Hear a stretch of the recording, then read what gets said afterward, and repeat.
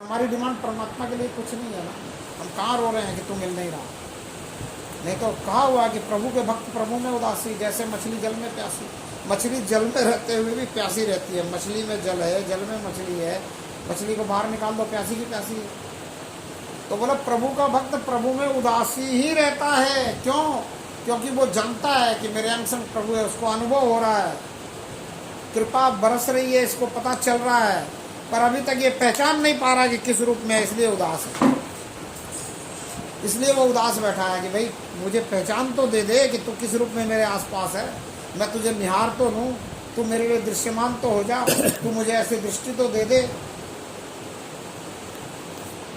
कि मैं तुझे देख सकता, निगाहें दीदार की तो दे दे। इसलिए वो उदास है, पर वो उदासी हमारे पास नहीं है, इसलिए हम देख नहीं पाते। और हम परमात्मा को परमात्मा के लिए नहीं चाहते हैं, हम संसार के संसाधनों के लिए ही परमात्मा को चाहते हैं।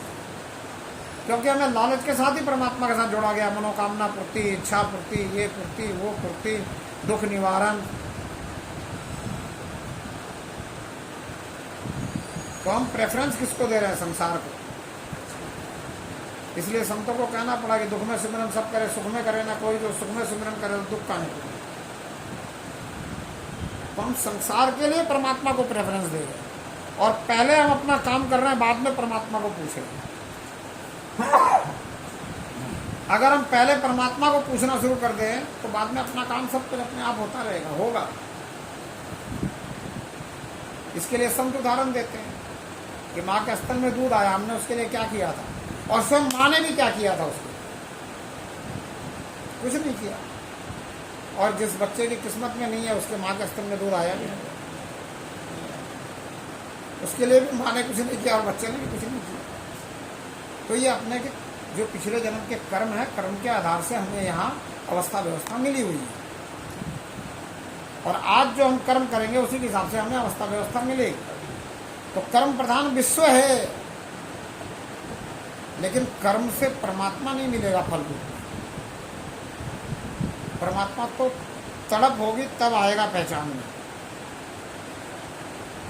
परमात्मा के तो कृपा पात्र बनेंगे तब बात बनेगी, क्योंकि परमात्मा तो कृपा साध्य है। ये जो बातें हैं, इन बातों को सरल तरीके से सीधे रूप में लोगों तक पहुंचाना, और जिसको समझना होगा वो समझेगा। क्वांटिटी तो बनेगी नहीं, लेकिन जो क्वालिटी है, जिसके अंदर ये तड़प है, वो समझ जाएगा। इसलिए अपने को क्वांटिटी की जरूरत नहीं है। मैं क्वांटिटी के पीछे नहीं पड़ रहा हूँ, मुझे चाहिए क्वालिटी।